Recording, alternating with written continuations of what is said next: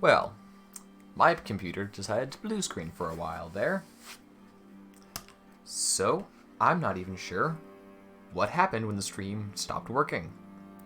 So I will recap and then go from there. So, Sigurd was betrayed by his bond brother's youngest brother, who isn't under any oath, and he was stabbed while in bed. So he took his sword Graham and he threw it at the kid when he was running away and chopped him in half. Gunnar, his wife, second wife, is very sad. So he just stands up and is like, hey, don't worry about it. Like, you still have brothers and you're gonna have a son, probably. So don't worry about me. I was pretty sure I wasn't gonna die because who would kill me? My first wife?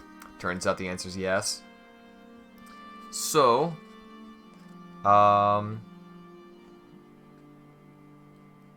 Brynhild laughs and finds this all great when Gunnar's crying. Wait, sorry. Gudren is crying. And now they're all, oh no, everything is falling apart. Everything is going to go awful.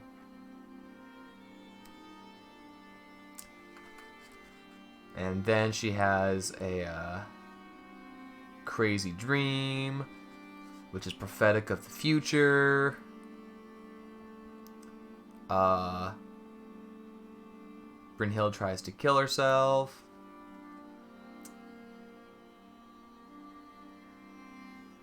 And after Gunnar was like, please don't make her kill herself, his brother, the husband's brother, Hogni, is like, dude, she's been like a pain ever since she figured things out, and just let her die. So she said, hey, give me money.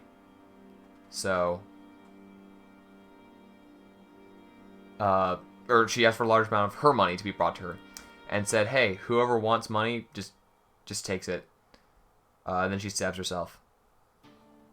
And as she's dying, she's like, no, seriously. Whoever wants some money, just take it and use it well. And then, while still dying, she says to Gunnar, I'm going to tell you the future. The daughter of Gudren and Sigurd will be called Svanhild, and she will be the fairest of all women born. Gudren will marry Utley against her will.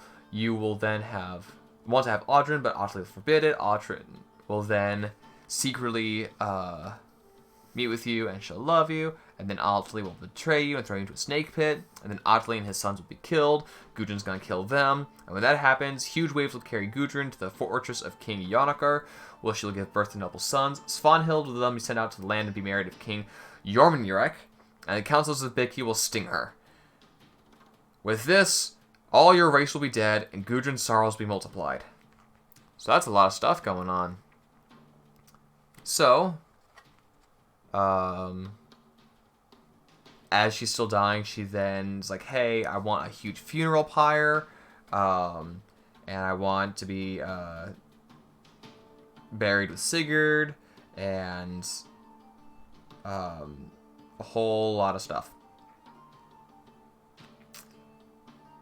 I think that's where the last one left off, but I don't know where the stream died, so I'm pretty sure that covers it. Anyway, Chapter 34, The Disappearance of Gudren. Everyone who had now heard the news said that no man of Sigurd's like remained in the world, and never again would a man be born equal to Sigurd in all things. His name would never be forgotten in the German tongue and in the Northlands as long as the world endures. And it is told that one day, while sitting in her chamber, Gudrun said, my life was better when Sigurd was mine. He surpassed all men as gold does iron, as leek does other herbs, like a stag of their animals, until my brothers begrudged me such a man, the foremost of all. They could not sleep until they had killed him.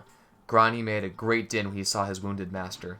Later I spoke with him as if he were a man, but his head dropped towards the earth, and I knew Sigurd had fallen. Then Gudrun disappeared into the forest.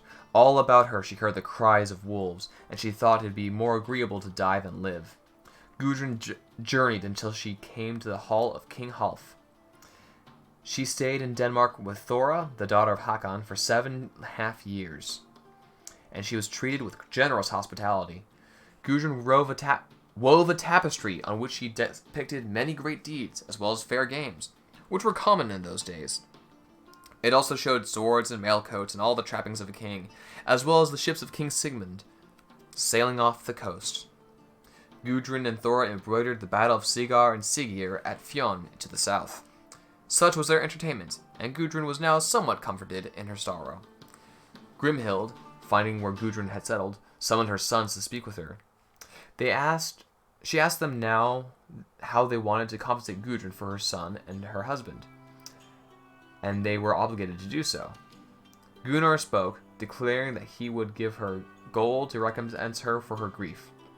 They summoned their friends, readied their horses, and prepared their helmets, shields, swords, coats of mail, and all kinds of armor.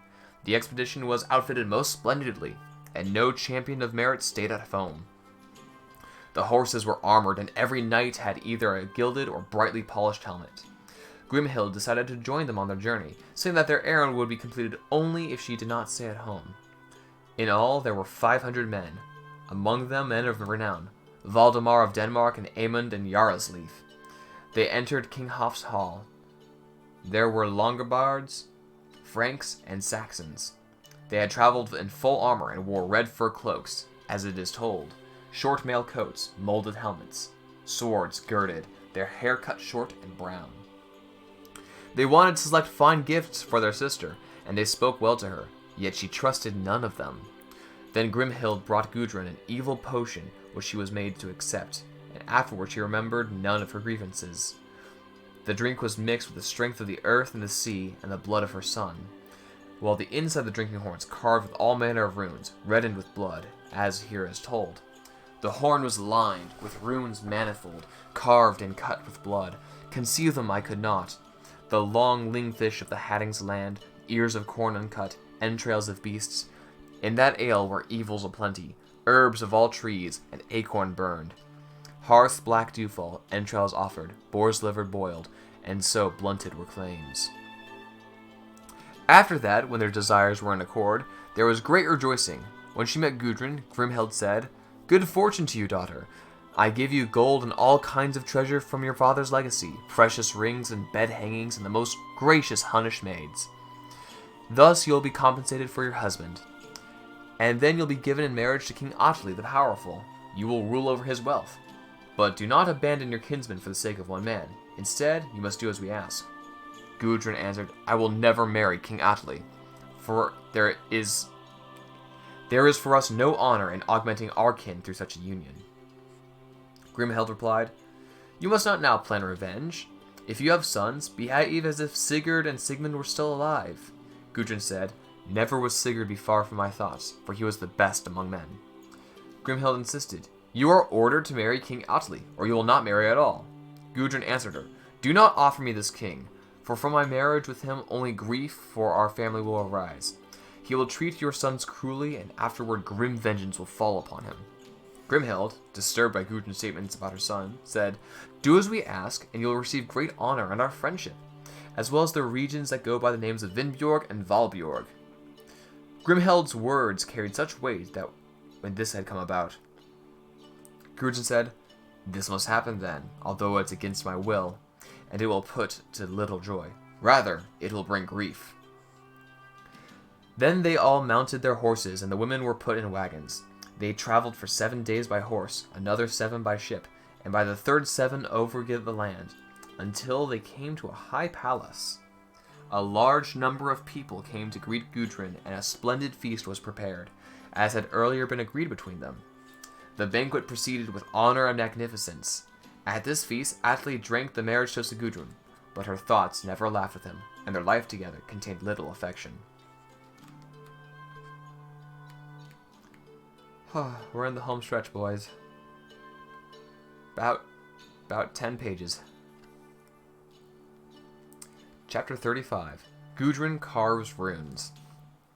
Now it is said that on a certain night King Utley awoke from his sleep. He spoke with Gudrun. "I dreamt," he said, "that you thrust at me with a sword." Gudrun interpreted the dream, saying that the dream of iron indicated fire, and your self-deception in thinking yourself foremost of all. Utley then said, I dreamt further. It seemed to me that 2 reeds were growing here, and I never wanted to harm them.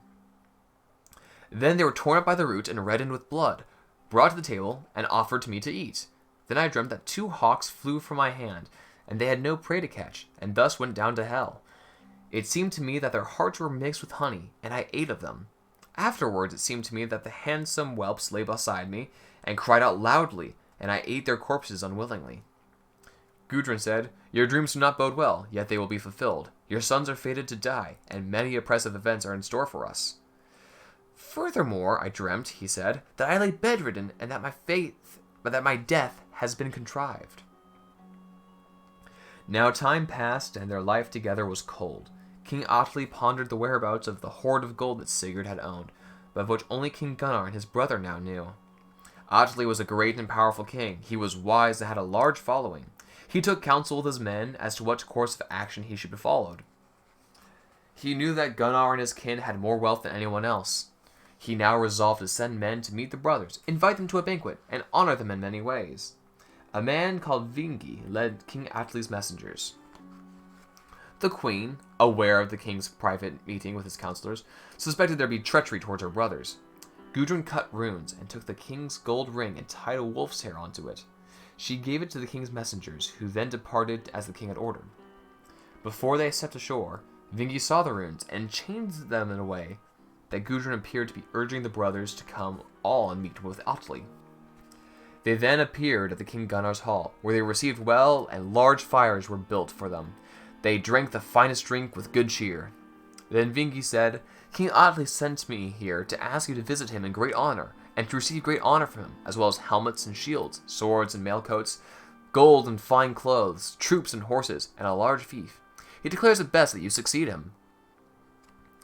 Gunnar turned aside and asked Hogni, "What shall we make of this offer? He is asking us to accept vast power, yet I know of no kings with as much gold as we have, because we have all that lay in...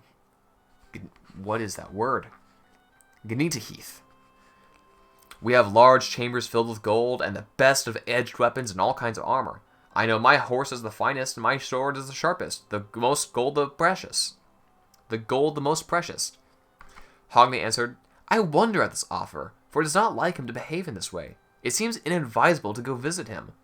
And when I look at the treasures King Utley had sent us, I wondered at the wolf's hair I saw tied around the gold ring. It may be that Gudren thinks he has thoughts of a wolf towards us, and she does not want us to go." Vingi then showed him the runes that Gudren had sent him. Now most people went to sleep, but some stayed up drinking with a few of the men. Hogni's wife, Kostbera, the fairest of women, as every woman mentioned is, went and looked at the runes. Gunnar's wife, named Glomvor, was a woman of noble character, as every other woman in this book is. She and Kostbera served the drink, and the kings became very drunk. Vingi, observing their condition, said, "It cannot be concealed that King Utley is too old and too infirm to defend his kingdom, and his sons are too young and unprepared.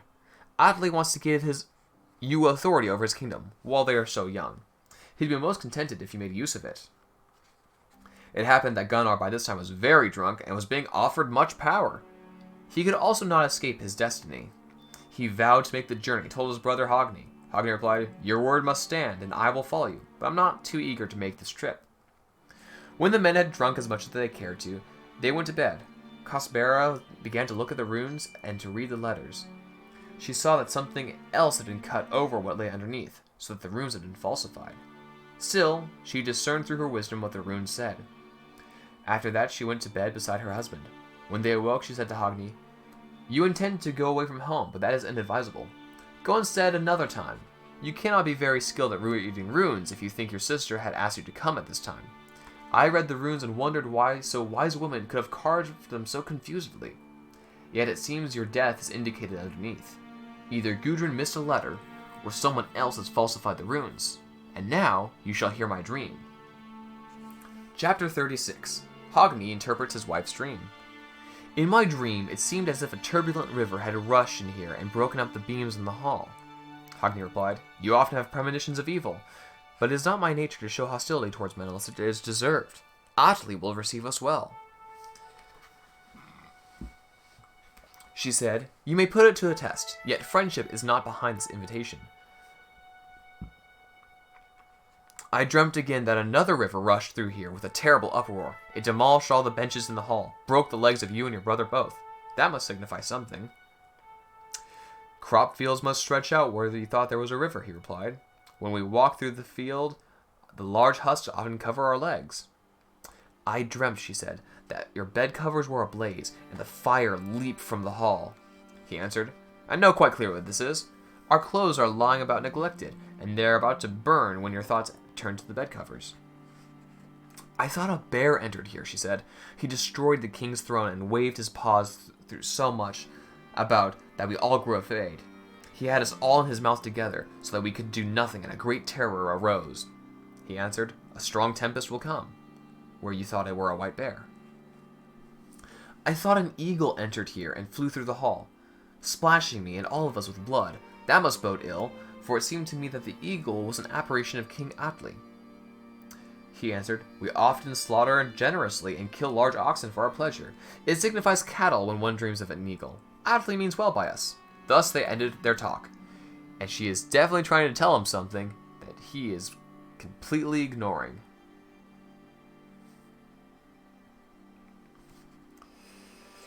"37. The Brothers' Journey from Home. It is told of Gunnar the same thing that happened when he and his wife awoke.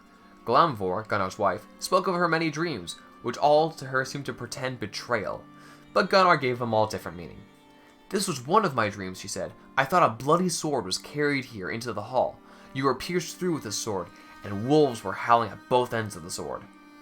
The king answered, little dogs will want to bite me there. The barking of dogs is often indicated by bloodied weapons. What? She said, again I thought that somber-looking woman entered here and chose you as a husband. It could be that they were your Disir. And there is a note for that word, Disir.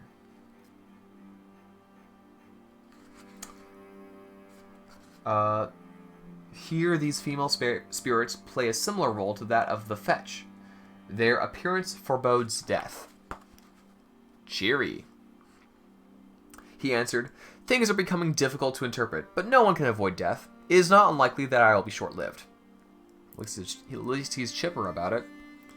In the morning the men leapt up and wanted to leave, but others tried to dissuade them. Then Gunnar spoke to a man named Fjornir.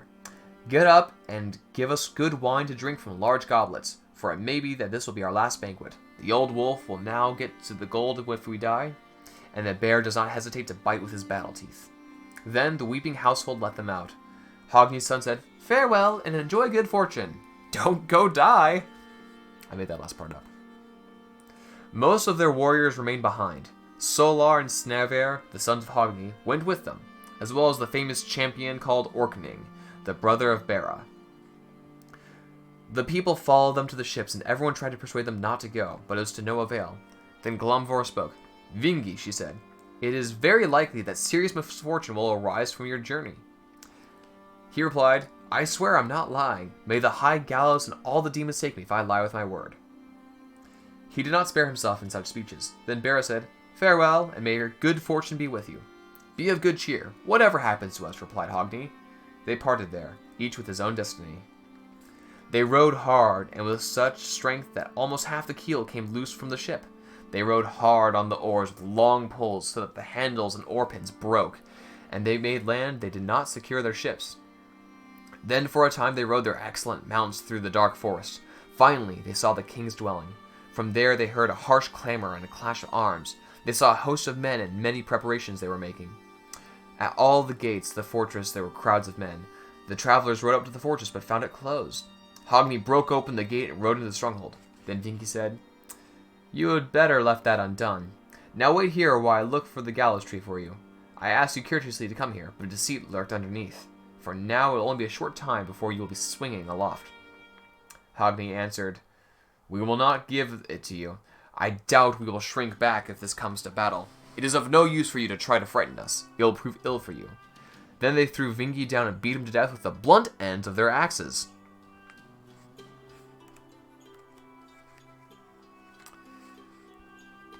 Chapter 38. The Battle in the Fortress and the Victory. They now rode to the king's hall. King Utley arranged his forces for battle. The formations were deployed to a courtyard laid between them. "Be welcome here with us," he said, "and give me the store of gold that belongs to me, the treasure that Sigurd possessed and Gudren now owns." Gunnar said, "You will never get that treasure, and, if you offer us hostility, you will come up to resolute men before we give up our lives. It may be that you will provide, with magnificence and with a little stinginess, a feast for the eagle and the wolf." "For a long time," replied Utley, "I have intended to take your lives, to control the gold, and repay you for your villainy which you betrayed your finest brother-in-law. And I shall avenge him," Hogni answered.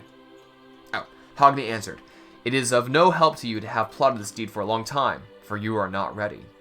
A fierce battle broke out, beginning with a shower of missiles. The news of the fighting came to Gudren. When she heard of it, she grew heavy with anger and sorrow. She threw off her cloak and then went out. She greeted those who had come, kissing her brothers and showing them affection. This was their last greeting. She said, "I thought I had contrived a way to prevent you from coming here, but no one can withstand his fate." She added, "Is there any use in seeking a settlement?" But they all flatly refused, as they tend to do in this book. Gudren, seeing that the game was going against her brothers, set a bold course. She put on a mail coat, took up a sword, and fought beside her brothers, advancing like the most valiant of men. Everybody agreed that a stronger defense could hardly be ever seen. A large number of men failed, yet brothers of courage still surpassed all that day. The battle raged for a long time, right up to the middle of the day. Gunnar and Hogni went through King Utley's ranks, and it is said that the whole field was awash with blood. Hogni's sons were pressed strongly forward. King Utley said, "I had a large splendid army and proud champions. Now yet many of us have fallen, and we have ill to repay you. 19 of my champions have been killed, only 11 remain." There was a pause in the fighting. Then King Utley said, "We were 4 brothers, and now I am the only one left. I attached myself to a powerful family through a good marriage, thinking to further myself. I had a wise and beautiful wife, magnanimous and determined, but I could not benefit from her wisdom, for we seldom agreed. Now you have killed many of my relatives, cheated me of treasure and kingdom, contrived my sister's death, which grieves me the most." Hogni replied, "Why do you say such things? You broke the peace first. You took my kinswoman, starved her to death, murdered her, and took the treasure. Such conduct was not kingly. I think it laughable of your recounting your woes. I thank the gods that things are going badly for you." Chapter 39. Hogni is captured. Now King Utley urged his troops to make a fierce assault. They fought valiantly, but the Gyockans pressed forward so resolutely that King Utley was driven back into the hall. Now they fought inside, and the battle raged savagely. There was heavy loss of life, and the battle ended where the brothers' whole army had fallen. Gunnar and Hogni were the only 2 left standing. Before that, many a man was sent to hell with their weapons. King Gunnar was now attacked, and by dint of their superior strength,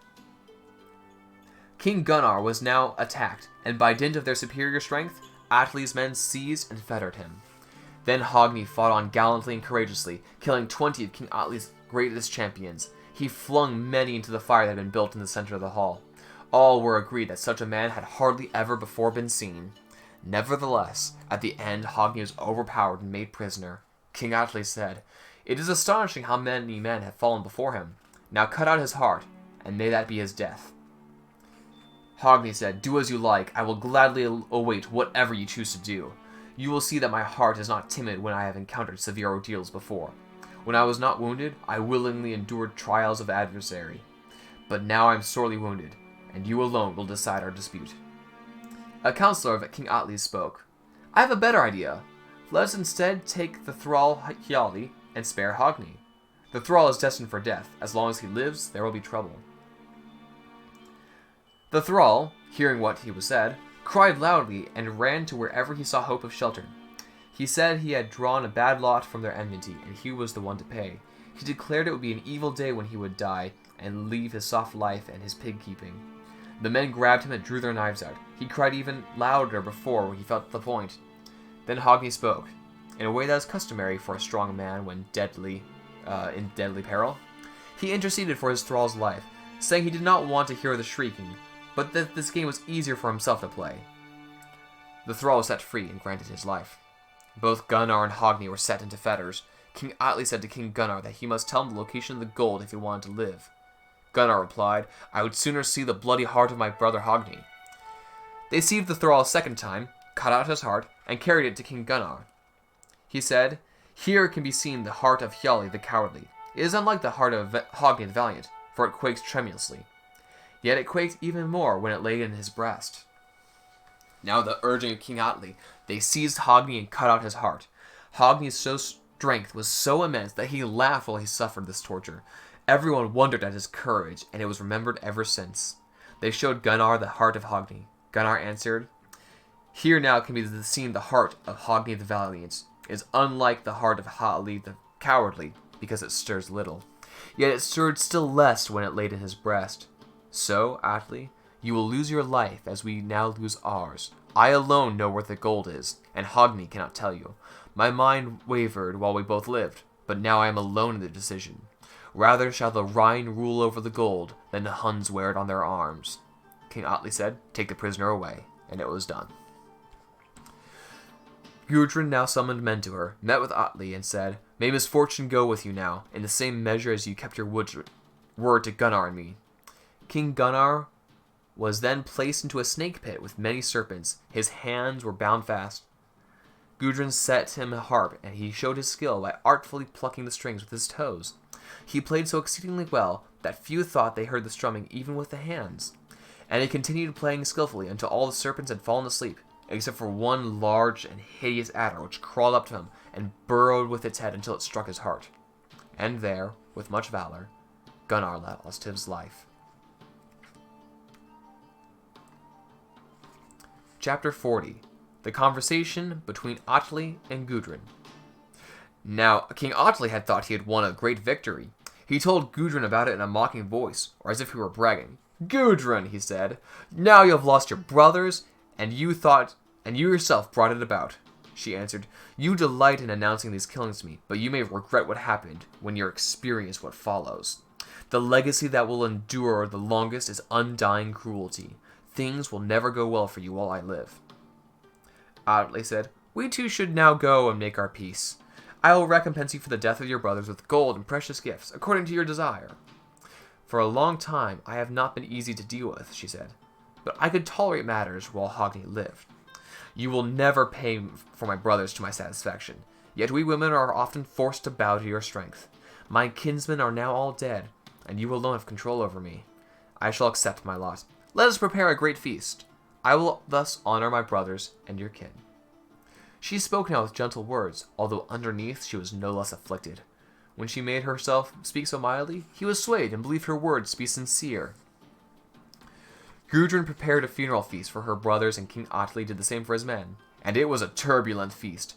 Gudrun thought about her sorrows and waited for a chance to bestow some profound dishonor upon the king. In the evening, she seized the sons she had by King Utley while they played by their bedposts. The boys became downcast and asked what they were supposed to do. "Do not ask. Both of you will be killed." "You may do so with your children as you like," said the boys. "No one will hinder you, but there will be shame for you in this act." Then she slit their throats. Great parenting from Saga of the Volsungs. The king asked where his sons were. Gudrun replied, "I will tell you and gladden your heart. You caused me heavy sorrow when you killed my brothers. Now you shall hear what I have to tell you. You have lost your sons. On the table, both their skulls are serving as cups, and you yourself drank their blood mixed with wine. Then I took their hearts and roasted them on a spit, and you ate them." King Utley answered, "Cruel are you to murder your sons and give me their flesh to eat. Little time is lost between your wicked deeds." Gudrun said, "It is my desire to bring grievous shame upon you. No punishment can ever be cruel enough for such a king." The king spoke, "Your monstrous deed is unparalleled in the memories of men. There is much lack of wisdom in such brutality. It is fitting for you to be stoned to death and burned on a pyre.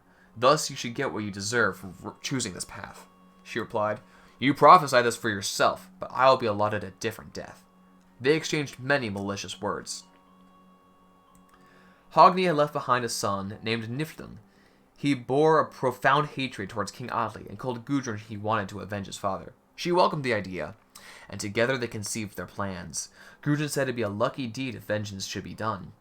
In the evening, when the king had drunk, he went to bed. When he was asleep, Gudren and the son of Hogni came. Gudren took a sword and thrust into King Utley's chest. Both Gudren and Hogni's son worked the deed together. King Utley awoke at the wound and said, "There is no need for bandages or for cures, but who inflicted this wound on me?" Gudren said, "I had part in it, as did the son of Hogni." King Utley said, "It was not honorable for you to do this, although there was some cause for it.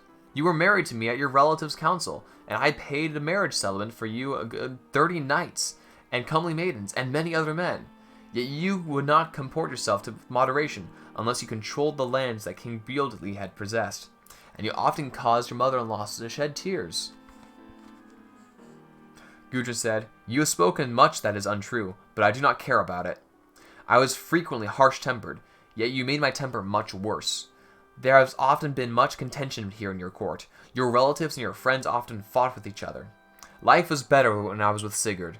We slew kings and ruled over their territories, and we gave quarter to those who desired it.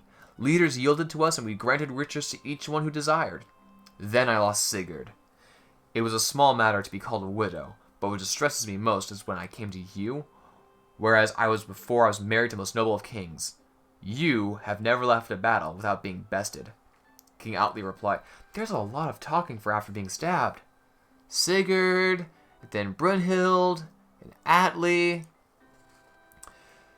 "That is not true, but such discussions will better neither your lot nor mine, for I have been defeated. Now behave properly toward me and have my body prepared with splendor." She said, "That I will do. I have prepared a magnificent burial with a fine stone sarcophagus built for you, and I will have you wrapped in fair cloths and consider your every need." After this, Utley died, and Gudrun did as she had promised. Then she had the hall set afire. When the king's retainers woke in fear, they could not stand the flames. Instead, they hewed at one another, and thus they died. There ended the lives of King Utley and all his retainers. Gudrun did not want to live after these deeds, but her final day had not yet come. People say the Volsungs and the Gyokings were the mightiest and the most fearlessly resolute of men, as it is told in the ancient days. Thus, the conflict was brought to an end with these events. Chapter 41. Concerning Gudren. Gudren and Sigurd had a daughter called Svanhild. She was the fairest of all women and had keen eyes like her father's, so that few dared face her glance. She transcended other women in her beauty, as the sun often does other heavenly bodies.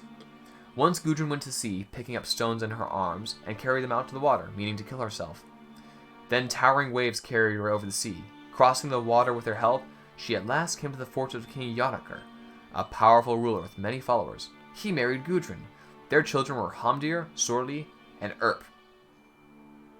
Just Erp. Svanhild was raised here. Chapter 42. Svanhild was married, and trampled to death under the hooves of horses. That's a title.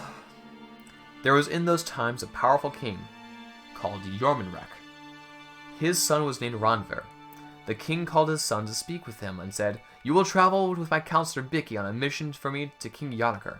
Svanhild, the daughter of King Sigurd Fafnir's Bang, was raised there, and I know her to be the fairest maiden under the sun. More than any other woman, I would like to marry her, and you are to ask for her hand in my name." Randver replied, "I am obliged, sir, to travel on your errand." He then had the journey prepared in a fitting manner. They traveled until they came to King Yonakr. They saw Svanhild and thought her beauty most worthy. Randver met with her. Randver met with the king and said, "King Jormunrek wants to offer you his kinship by marriage. He has heard that Svanhild and wants to choose her as his wife. She could hardly be given to a man who is more powerful." King Yonakr called it a splendid match, and said, "Jormunrek is a king of great renown." Gudrun said, "Fortune is too fragile a thing to trust it not to break." Both the exhortations of the king and all things considered, an agreement was reached. Svanhild went to the ship and a splendid following, and sat on the raised deck next to the king's son. Then Byock spoke to Randver. "It would be more proper for you to have so beautiful a wife, rather than for an old man to have her." The idea suited Randver's thinking well, and he spoke agreeably to her, and she did to him. They arrived home in their own land, and met with the king. Byock said, "It behooves you, my lord, to know what has happened, although it is difficult to relate. Yet it has to do with deceits against you. Your son has deceived Svanhild's full love, and she is his mistress. Do not let such a wrong go unpunished." In the past, Byock had given the king much bad counsel, although this outstripped any of his previous ill advice. The king listened to his many wicked persuasions. He could not still his anger and ordered that Randver should be taken and hanged on the gallows. When Randver was led to the gallows, he took a hawk, plucked from it all its feathers, and said that it should be shown to his father.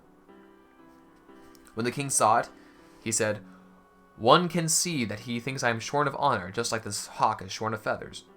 Jormunrek ordered Randver removed from the gallows, but Byock had been busy in the meantime, and Randver was dead. Byock spoke again. "No one deserves worse from you than Svanhild. Let her die in disgrace." The king answered, "I accept your advice." Then Svanhild was bound in the gate of the fortress, and the horses driven at her. But she opened her eyes, and the horses did not dare trample her. When Byock saw this, he commanded that a skin bag be sewn over her head. Thus it was done, and then she died. Chapter 43. Gudren can't catch a break. Gudren urges her sons to avenge Svanhild. Gudren heard of Svanhild's violent death and spoke to her sons. "How can you just sit there so peacefully or speak so cheerful words when Jormunrek has had your sister shamefully trampled to death under the hooves of horses? You do not have the spirit of Gunnar or of Hogni. They would avenge their kinswoman." Hamdir answered, "Little did you praise Gunnar and Hogni when they killed Sigurd, and you were reddened with his blood. Vile was the vengeance of your brother when you killed your sons by Utley. We might better kill King Jormunrek if we were all together. But we cannot endure your taunts, so persistently we are being urged." Gudrun went laughing and gave them drink from deep goblets. Afterwards she chose large, sturdy coats of mail and other armor for them. Then Hamdinger said, "Here we shall part for the last time. You shall hear the tidings, and we will hold a funeral feast for us in Svanhild." Then they departed. Gudrun went to her chamber, her sorrow yet heavier, and said, "I have been married to 3 men. First I wedded Sigurd, the slayer of Fafnir, and he was betrayed, bringing me my deepest sorrow. Then I was given to King Utley, yet my heart was so full of hatred against him that in my grief I killed my own sons.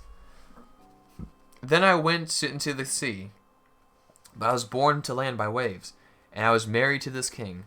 Then I married out Svanhild, sending her away to a foreign land with enormous wealth. When she was trampled under the feet of horses, it was the most grievous of my sorrows after Sigurd. It was grimmest for me when Gunnar was placed in a snake pit, but it was harshest when the heart was cut out of Hogni. Better if Sigurd come to meet me, and I go with him. Not a son, not a daughter here left to comfort me. Do you remember now, Sigurd, what we spoke of when we entered one bed? You said you would visit me in hell and wait for me there." Thus ended her lamentations. Chapter 44. Concerning the sons of Gudrun, the final chapter. It is now to be told of Gudrun's sons that she had prepared their armor so that iron could not bite through it. She cautioned her sons to use no one damage with stones or other large objects, telling them that if they were to come to harm if they did not do as she said. After they had set out, they met with their brother Erp and asked how he would help them. He answered, "As the hand helps the hand, or the foot helps the foot." They took this reply to mean he would not help them at all, so they killed him! Wow, guys!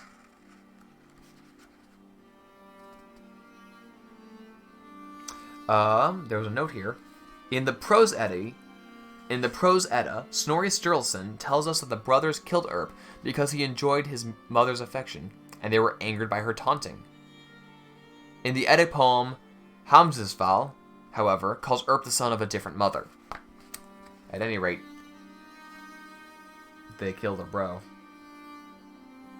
Gudrun's sons continued on their way, but it was a short time before Hamdir stumbled and threw out his hand.